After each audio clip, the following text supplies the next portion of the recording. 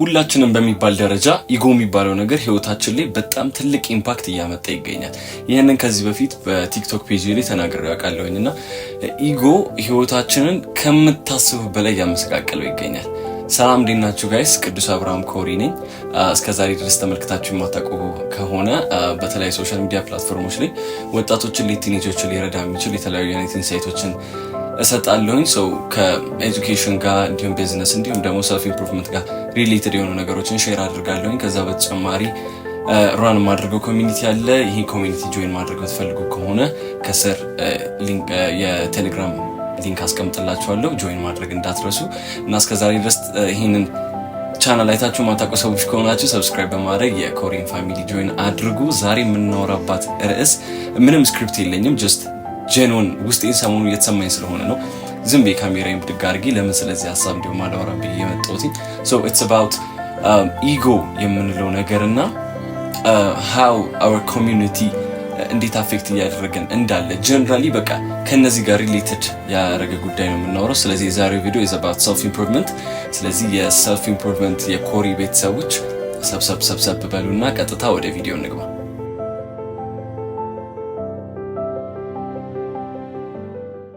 በመጀመሪያ ማንሳት የምፈልገው ሀሳብ ምን መሰላችሁ?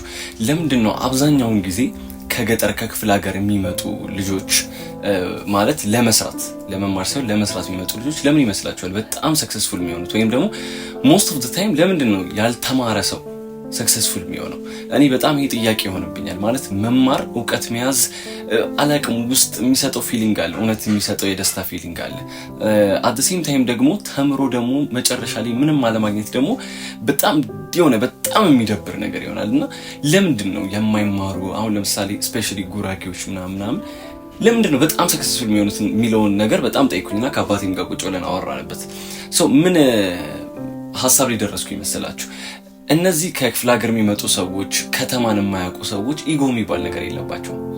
ወይም ደግሞ ይሄ ሰው ምን ይለኛል እዚህ ስራ ውስጥ ብገባ እንዲው አረ እንትና ምን ትለኛለች የሚል አይነት ሀሳብ የለባቸው። ገብታችኋል አይደል?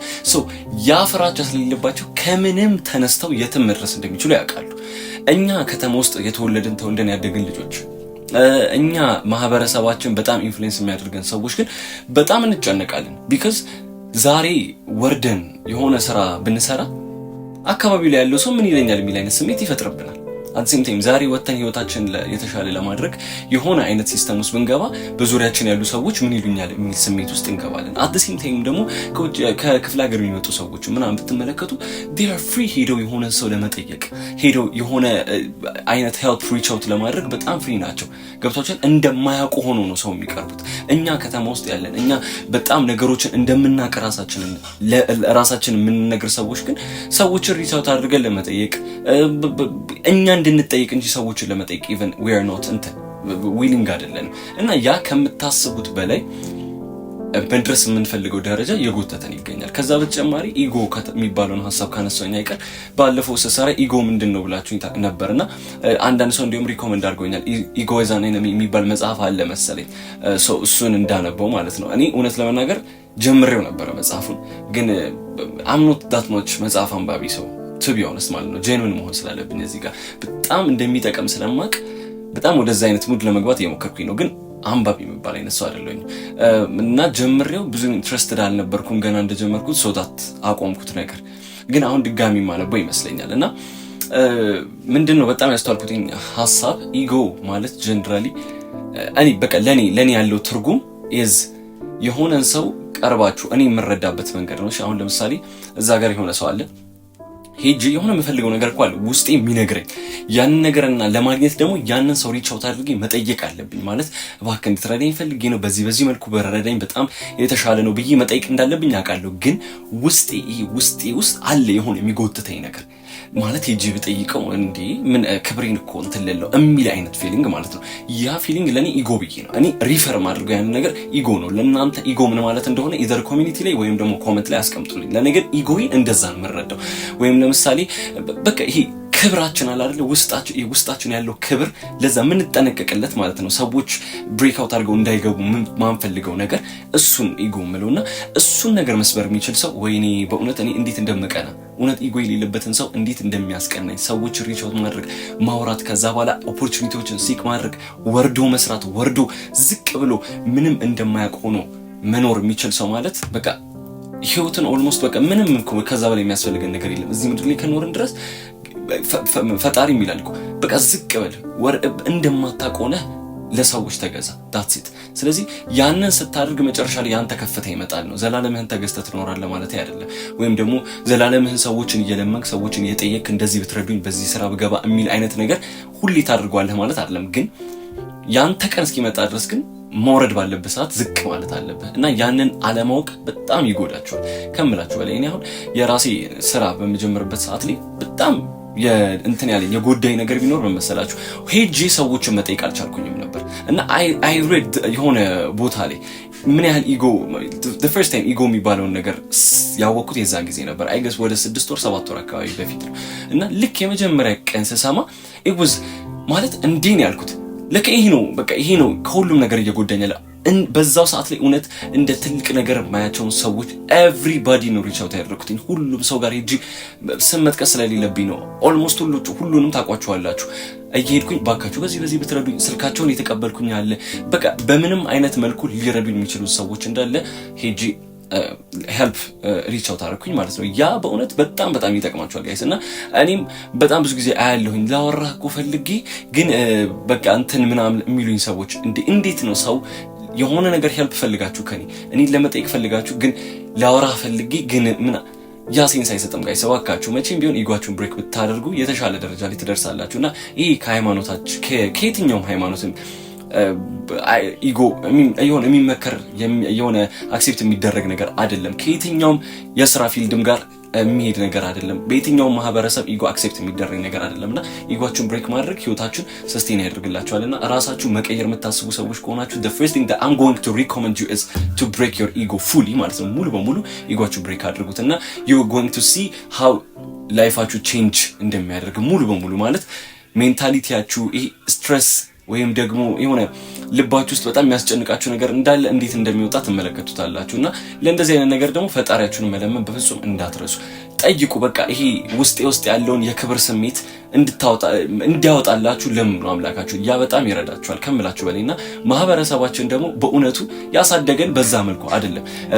እርስ በርስ እየተያየቅን እርስ በርስ እንድናድግ የሚል አይነት ሲስተም ውስጥ ያደግን ሰዎች ስለሆንን ሰዎችን ሄደን ማውራት እርስ በርስ ለመረዳዳት መሞከር is going to help you till the end እንጂ ምንም የሚጎዳችሁ ነገር የለምና ጋይስ አይ ኖ በጣም የተደበላለቀ አይዲያ እንዳወራሁኝ ይሄ ቪዲዮ ስክሪፕትድ አይደለምና ብዙ አይነት ፖይንቶችን ያነሳሁኝ ግን ወደ ሁለተኛው አይዲያ ልግባላችሁ። ሁለተኛ አይዲያ ምን መሰላችሁ?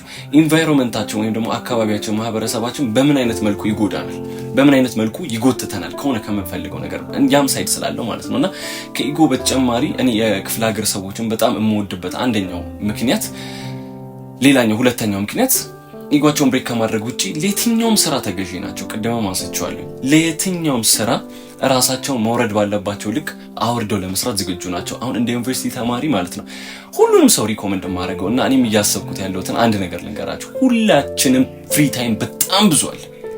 የዩኒቨርሲቲ ተማሪ ሆናችሁ ስፔሻሊ ፍሬሽማን የማውቀው ፍሬሽማን ስለሆነ ፍሪ ታይም እንደዚህ በቃ ሙሉ ያን ሁሉ ፍሪ ታይም አልጋ ላይ ተኝተን ሜቢ ላይብረሪ ገብተን የሆነ ነገር ስናይ ሜቢ ከክላስ ተማሪዎች ጋር ወይም ደግሞ ከማህበረሰባችን ጋር ስናዘብጥ ነው የሚያልፈው አብዛኛው ሰዓት ላይ።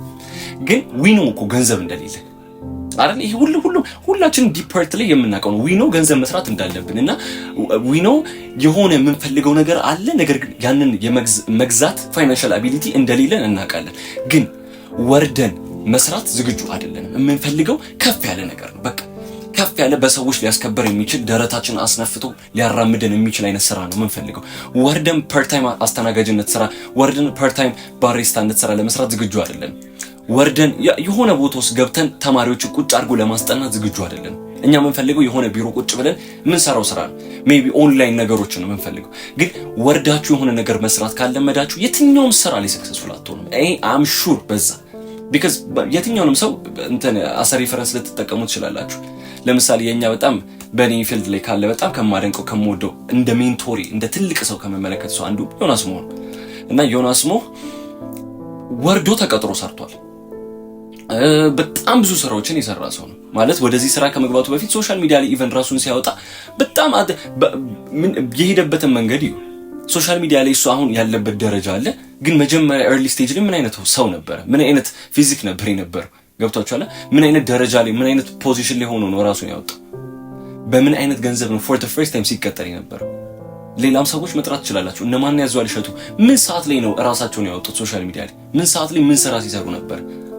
አያችሁ፣ በጣም ብዙ ሰው የትኛውም ትልቅ ሰክሰስ ላይ ብትደርሱ መጀመሪያ ከሎወስ ፖይንት ጀምሮ እና አሁን ደግሞ በስትሪሚንግ ዘርፍ ብንሄድ እና ሃሮን ምናምን ተመልከቱ። በጣም ሎወስ ፖይንት ላይ ወርደው ሰርተዋል አይደል? ሶ ላይፋችሁም ላይ ምንም አይነት ነገር ላይ ሰክሰስፉል ለመሆን የምታስቡ ሰዎች ከሆናችሁ ኢጓችሁን ብሬክ አድርጋችሁ ወርዳችሁ ለመስራት ሞክሩ።